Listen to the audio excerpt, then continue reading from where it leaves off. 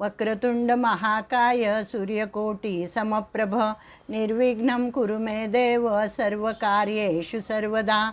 गुरुर्ब्रह्मा गुरुर्विष्णू गुरुर्देवो महेश्वरः गुरुस्साक्षात् परब्रह्म तस्मै श्री गुरवे नमः। प्रथम गणेशाला वंदन, सरस्वती मातेला वंदन, गुरूंना वंदन, माझ्या आईवडिलांचं स्मरण करते आणि आपण सर्व गीताप्रेमी सर्वांच्या हृदयात असलेल्या परमेश्वराला नमस्कार करून मी बोलायला सुरुवात करते। गीतेचा 10वा अध्याय आपला चाललेला आहे। 10वा अध्याय थोडासा म्हणते आणि मग सुरू करू आपण। ओम श्री परमात्मने नमः। अथ दशमोऽध्यायः। श्री भगवानुवाच भूय एव महाबाहो शृणु मे परमं वचः यत्तेऽहं प्रीयमाणाय वक्ष्यामि हितकाम्यया न मे विदुःसुरगणाः प्रभवन्न महर्षयः अहमादिर्हि देवानां महर्षीणां च सर्वशः यो मामजमनादिं च वेत्ति लोकमहेश्वरम् असम्मूढः समर्थेषु सर्वपापैः प्रमुच्यते बुद्धिर्ज्ञानमसम्मोहः क्षमा सत्यं दमः शमः सुखं दुःखं भवो भावो भयं चाभयमेव च अहिंसा समता तुष्टिस्तपोदान यशो यशः भवन्ति भावा भूतानां मत्त एव पृथग्विधाः महर्षयः सप्त पूर्वे चत्वारो मनवस्तथा मद्भावा मानसा जाता येषाल्लोक इमां प्रजाः एतां विभूतिं योगं च मम यो वेत्ति तत्त्वतः सो विकम्पेन योगेन युज्यते नात्र संशयः अहं सर्वस्य प्रभवो मत्तः सर्वं प्रवर्तते इति मत्वा भजन्ते मां बुधा भावसमन्विताः मच्चित्ता मद्गतप्राणा बोधयन्तः परस्परं कथयन्तश्च मां नित्यं तुष्यन्ति च रमन्ति च तेषां सततयुक्तानां भजतां प्रीतिपूर्वकं ददामि बुद्धियोगं तं येन मामुपयान्ति ते तेषामेवानुकम्पार्थम् अहमज्ञानजन्तमः नाशयाम्यात्मभावस्थो ज्ञानदीपेन भास्वता।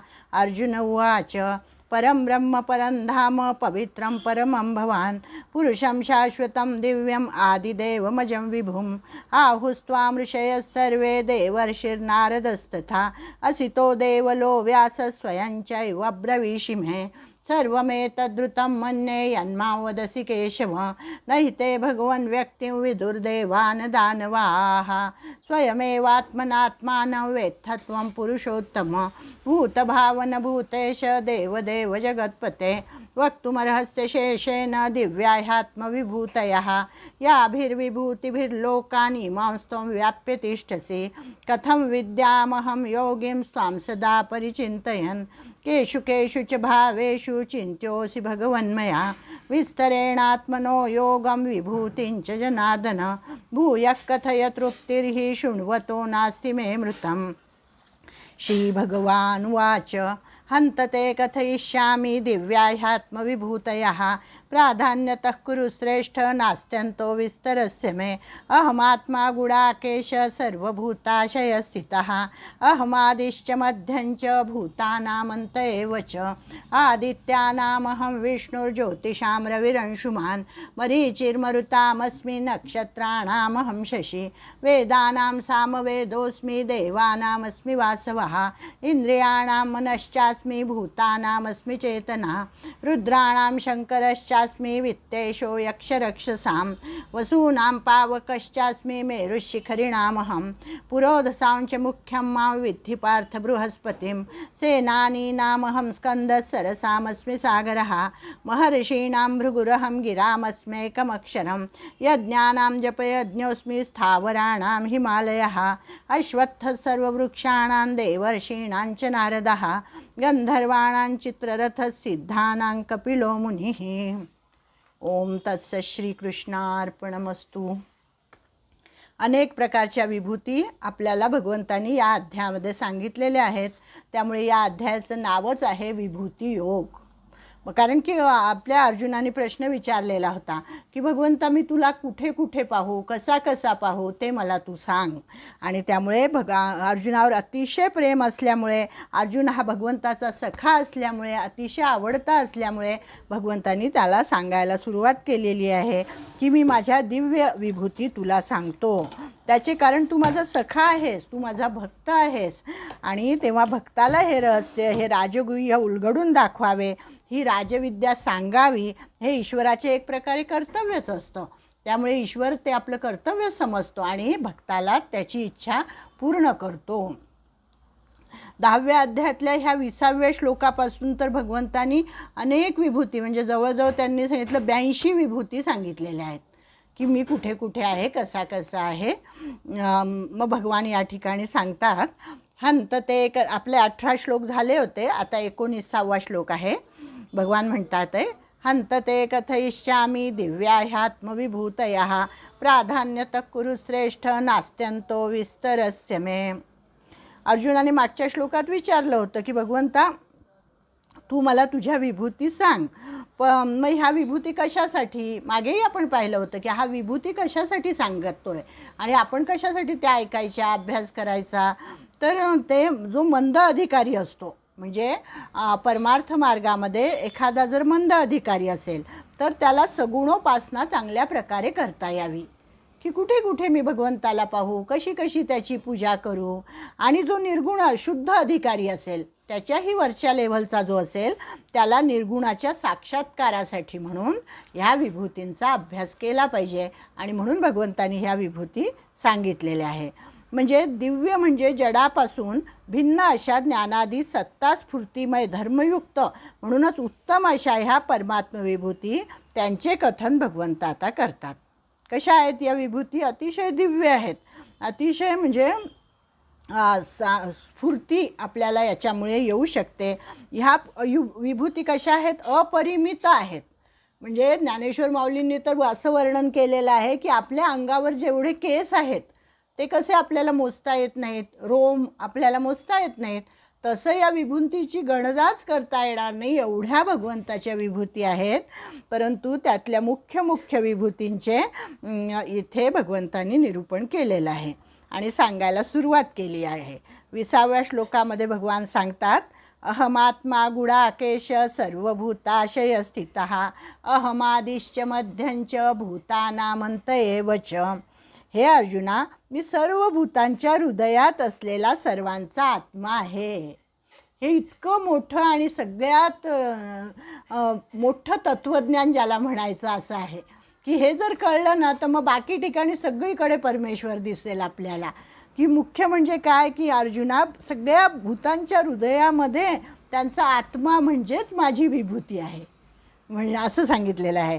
आणि तसेच सर्व भूतांचा आदी मध्य अंतही मीच आहे. सर्वांचे अधिष्ठान परमात्मा आहे. मी सर्व प्राणीमात्रांच्या अंतःकरणातील आत्मा आहे असं भगवंत सांगतात. सर्व भूताशय स्थितः असं म्हटलं आहे. आशय म्हणजे काय? आशय म्हणजे हृदय. आपलं जे हृदय आहे त्याला आशय असं म्हणतात. म्हणून त्याच्या प्रत्येकाच्या हृदयामध्ये मी आहे असं भगवंत या ठिकाणी सांगतात.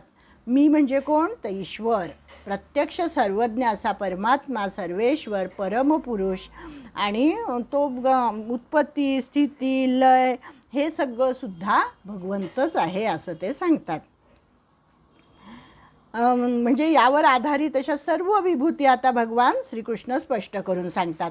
म्हणजे हा एक फार मोठा सिद्धांत त्यांनी आपल्याला 20व्या श्लोकामध्ये सांगून दिला की सगळ्यांच्या हृदयामध्ये असलेला आत्मा म्हणजे माझीच विभूती आहे, वेगळं कोणीही नाही. आता पुढे मग सांगायला सुरुवात केली वेगवेगळं. आदित्यानामहं विष्णुर्ज्योतिषां रविरंशुमान् मरीचिर्मरुतामस्मि नक्षत्राणामहं शशी. मी आदितीच्या 12 पुत्रांपैकी विष्णू अर्थात वामन अवतार आहे असं सांगितलं. आदित्यानामहं विष्णू. आणि ज्योतिषां रविरंशुमान् म्हणजे ज्योतींमध्ये किरणांनी युक्त असलेला सूर्य तो मी आहे. तसेच 49 वायुदेवतांमध्ये आणि नक्षत्रांचा अधिपती चंद्रमा मी आहे. म्हणून चंद्र आणि सूर्य हे भगवंताचे डोळे असं पण म्हटलेलं आहे खूप ठिकाणी, की आपल्याला प्रत्यक्ष दिसणारा परमात्मा.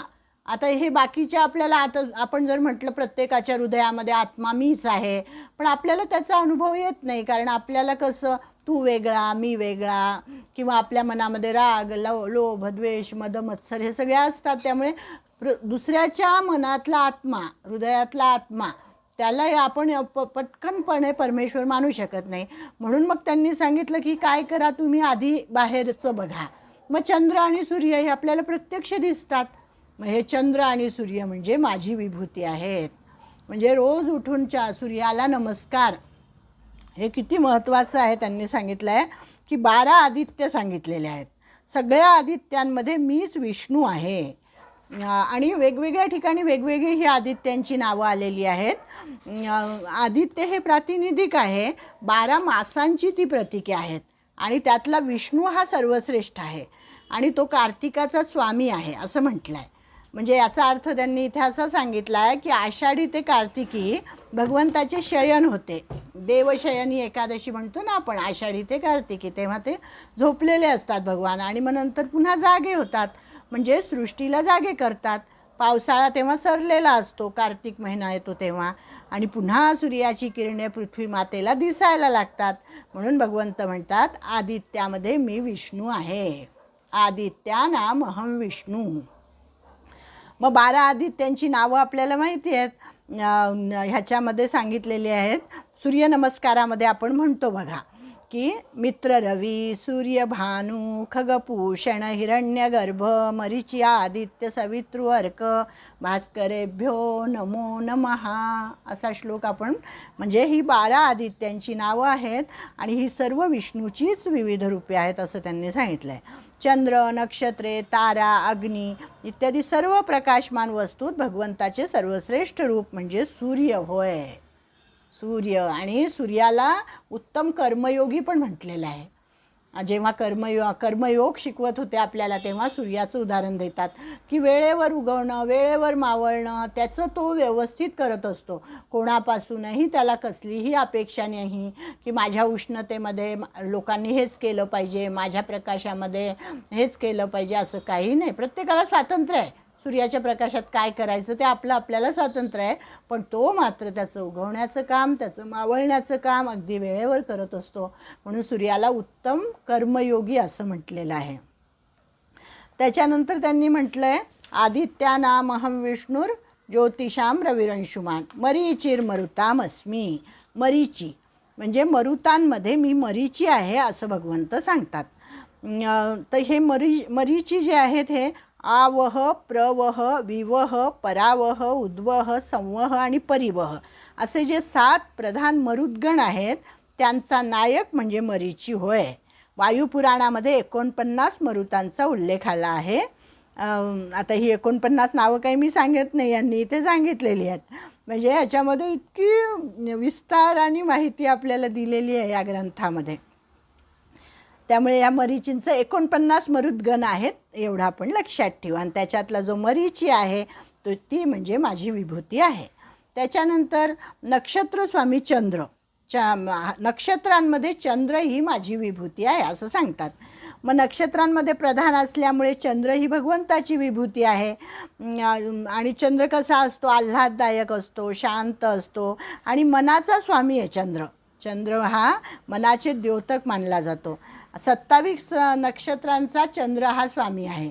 27 नक्षत्र आपल्याला माहिती आहेत, अश्विनी भरणी कृतिका रोहिणी मृग आर्दा पुनर्वसू पुष्य आश्लेषा मघा पूर्वा उत्तरा हस्त चित्रा स्वाती विशाखा अनुराधा ज्येष्ठ नक्षत्र मूळ नक्षत्र पूर्वाषाढा उत्तराषाढा श्रवण धनिष्ठा शततारका पूर्वा भाद्रपदा उत्तरा भाद्रपदा आणि रेवती अशी 27 नक्षत्र आहेत. आणि त्याच्यामध्ये 28वं एक नक्षत्र आहे ते म्हणजे अभिजित नक्षत्र. असं मिळून 28 नक्षत्र होतात. आणि या 28 नक्षत्रांचा स्वामी चंद्र आहे आणि चंद्र ही माझी विभूती आहे असं भगवंतांनी या ठिकाणी सांगितलेलं आहे आपल्याला. नक्षत्राचा अर्थ त्यांनी छान दिला इथे की पाणिनीच्या व्याकरणामध्ये म्हणे नक्षत्र शब्दाची व्युत्पत्ती कशी सांगितली, न क्षरती म्हणजे जे क्षय पावत नाही त्याला नक्षत्र असं म्हणतात, जे क्षय पावत नाही. आता आपण चंद्राचा क्षय झालेला आपल्याला दिसतो, पण त्यांनी काय म्हटलं, पृथ्वी व चंद्राच्या गतीमुळे त्याच्या कला दिसतात परंतु वास्तवात त्याचा क्षय होत नाही, म्हणून न क्षरती त्याला नक्षत्र असं म्हणतात. आणि या नक्षत्रांचा स्वामी म्हणजे चंद्र आहे आणि तो म्हणजे माझी विभूती आहे असं भगवंत सांगतात. आता पुढचा जो आहे तो 22वा श्लोक आहे.